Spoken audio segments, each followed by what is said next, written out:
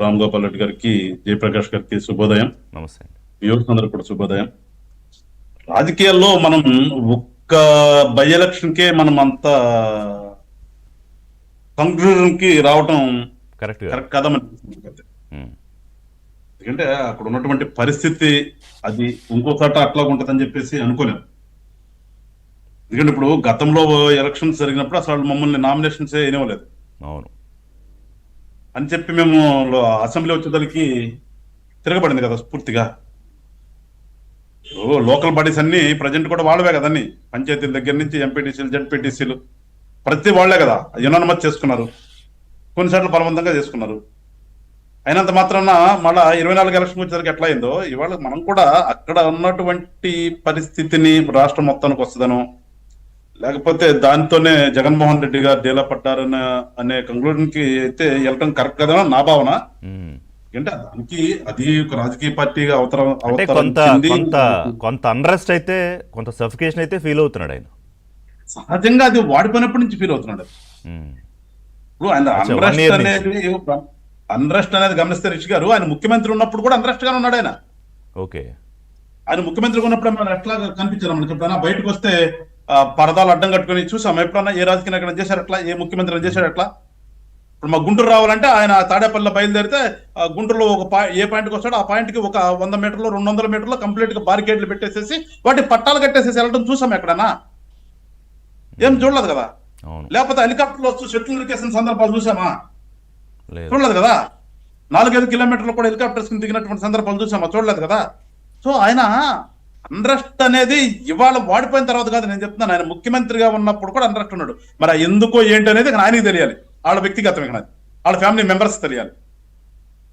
So మనం ఇవాళ రాజకీయంగా చూసుకుంటే ఇవాళ వచ్చినటువంటి బై ఎలక్షన్ లో ఖచ్చితంగా ప్రజలు ప్రజాస్వామ్యంగా ఓటేశారు. అది గమనించట్లేదు వీళ్ళు ఏమంటారంటే గతంలో ఎప్పుడు కూడా అక్కడ ఎలక్షన్ జరగలేదు, యునానిమస్ లేని. ఇవాళ ఎలక్షన్ జరిగింది, ఎలక్షన్ జరిగితే తీర్పు రకంగా ఉంది. సో అంటే దాన్ని బట్టి మనం ఏమనుకుంటాం, ఎలక్షన్ జరిగితే ఎప్పుడైనా పులివెందుల్లో కూడా వాళ్ళే ఏమి గెలవరు, వాళ్ళ అడ్డా ఏమి కాదు అనేది అర్థమైంది ఇప్పుడు జనానికి, ప్రపంచానికి. అట్లాగే ఏ ఒక్క నియోజకవర్గం కూడా ఎవరికి కాదండి ఇప్పుడు కూడా. మనం ఉందా చాలా మంది చాలా మనకు స్టాల్ లీడర్స్, పెద్ద లీడర్స్ ఇలాంటి ఇవాళ ఉన్నటువంటి వాళ్ళు కాదండి. ఇవాళ ఉన్నటువంటి వాళ్ళు తీసండి, ఇవాళ రాజకీయాలు ఏంటో చూస్తున్నాం మనం, ఇవాళ ప్రజాస్వామ్యం ఎట్లా ఉందో చూస్తున్నాం, ఇవాళ ఎన్ని చూస్తున్నాం మనం.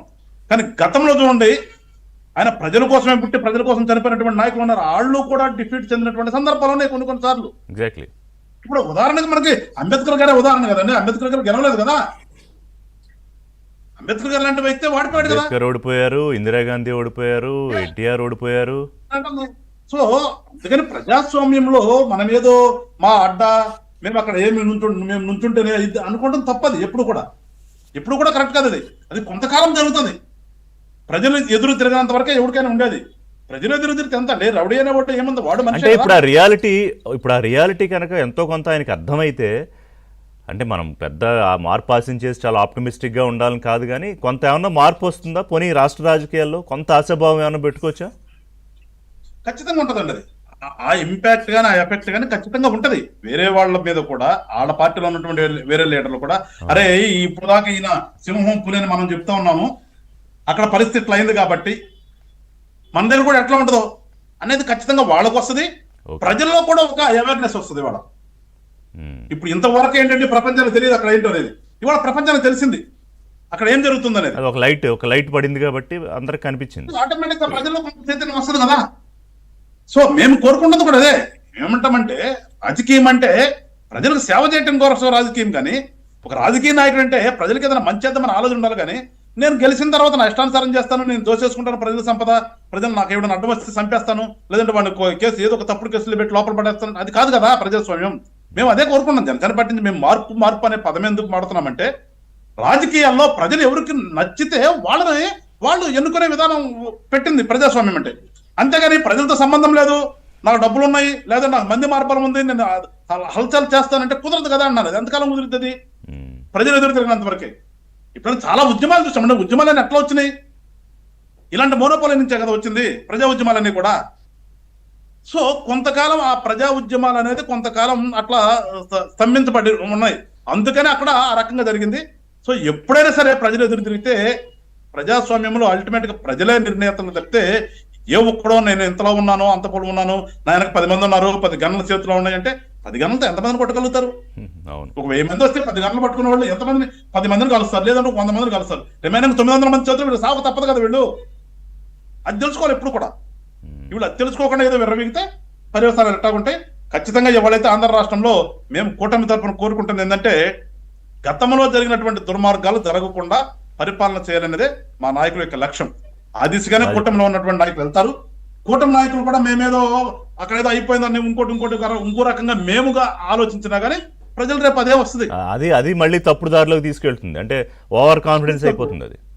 అందుకనే మేము కూడా ప్రజల కోసం వచ్చామనే భావన ఉండాలనే భావనతోనే మా నాయకులు కూడా మేము చెప్తాం. మా నాయకులు మాకు చెప్తున్నది అదే, మేము కింద ఉన్న స్థాయి వాళ్ళకి చెప్తున్నది అదే. ఖచ్చితంగా ప్రజల కోసమే పనిచేద్దాం.